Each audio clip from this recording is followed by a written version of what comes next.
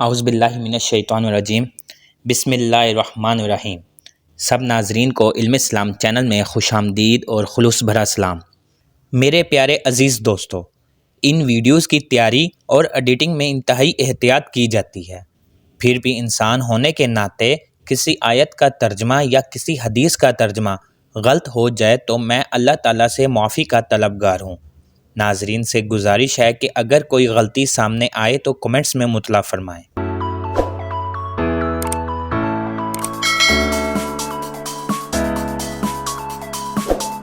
میرے پیارے ناظرین، اس سال بسنت کا تہوار لاہور میں 3 دن 6 فروری سے 8 فروری 2026 کے لیے منائے جانے کا اعلان ہوا ہے۔ پنجاب حکومت نے 25 سال بعد یہ روایتی تہوار دوبارہ شروع کرنے کا فیصلہ کیا، جس میں صرف محدود سخت حفاظتی قواعد کی پابندی کے ساتھ پتنگ بازی کی اجازت دی جائے گی۔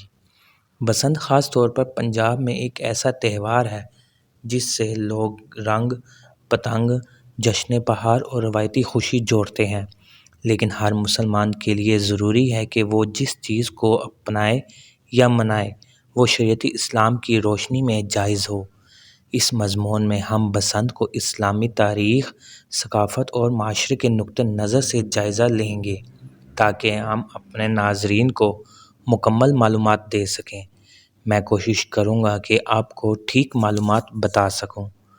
بسنت کی اصل تاریخ دراصل ایک دن کی نہیں بلکہ ایک قدیم تہذیبی روایت سے جڑی ہوئی ہے۔ بسنت کا لفظ سنسکرت کے لفظ وسنت سے نکلا ہے، جس کا مطلب بہار کا موسم۔ ناظرین، یہ روایت برصغیر میں ہزاروں سال پرانی ہے اور اس کی جڑیں قدیم ہندو تہذیب میں ملتی ہیں۔ اسلام نے تہواروں کے سلسلے میں اپنے اصول بہت واضح کر دیے ہیں۔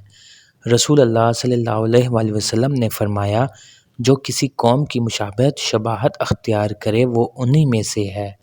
یہ حدیث ہمیں بتاتی ہے کہ اسلامی شریعت میں غیر اسلامی رسموں کی نقل سے بچنا چاہیے۔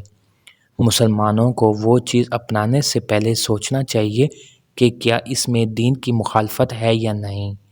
میرے پیارے ناظرین، بسنت کے ساتھ عام طور پر بے حیائی یا فحش رویے جیسے کہ موسیقی، ناچ گانا اور بیہودہ لباس، یہ سب چیزیں عام دیکھی جاتی ہیں جو اسلامی اخلاقیات کے خلاف ہیں۔ بسنت میں پتنگ بازی خاص طور پر چاکدار یا خطرناک دھاگوں کے ساتھ کی جاتی تھی، جس سے اموات اور زخمیوں کا خطرہ بڑھ جاتا تھا۔ یہ وجہ تھی کہ ضلعی انتظامیہ نے کئی علاقوں میں بسنت پر پابندی عائد کی تھی، کیونکہ جانوں کا نقصان اسلام میں سخت منع ہے۔ قرآن میں اللہ تعالیٰ فرماتے ہیں، اور جو ایک آدمی کو ناحق قتل کرے گویا اس نے ساری انسانیت کو قتل کیا، یعنی ایک انسان کی ناحق جان لینا انتہائی سنگین گناہ ہے۔ بسنت کو کبھی بھی کسی اسلامی روایت کے تحت فرمایا یا منایا نہیں گیا، اگرچہ ہر تہذیب میں خوشی کے اپنے طریقے ہیں، تاہم ایک مسلمان کو دینی روایات کے خلاف رسم کو اختیار نہیں کرنا چاہیے۔ بسنت کے 2 پہلو ہوتے ہیں، ایک مثبت اور دوسرا منفی پہلو۔ مثبت پہلو ثقافتی یا تاریخ میں اس کو بہار کی آمد کا جشن کے طور پر منایا جاتا ہے، لیکن یہ مثبت پہلو شریعت کی روشنی میں فیصلہ کرنے سے پہلے کافی نہیں۔ دلیل، منطق اور اللہ تعالیٰ کی حدود کو مد نظر رکھنا ضروری ہے۔ اور دوسرا منفی پہلو میں شریعت سے متصادم رسم اور بے حیائی یا فحش موسیقی ہے، اور اس کے ساتھ ساتھ خطرناک رویے جیسے دھاتی یا کیمیکل والے دھاگے جس سے جانوں کا ضیاع ہونا ہے۔ بہت سے نوجوان بسنت کو تفریح کے طور پر دیکھتے ہیں، لیکن اسلام ہمیں تفریح میں بھی حدود کا خیال رکھنے کا درس دیتا ہے۔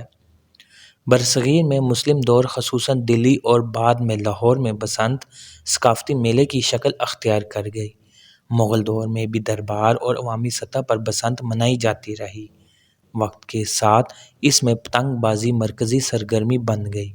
لاہور میں بسنت خاص طور پر 17ویں صدی سے مشہور ہوئی، اسی وجہ سے لاہور کو پتنگوں کا شہر کہا جانے لگا۔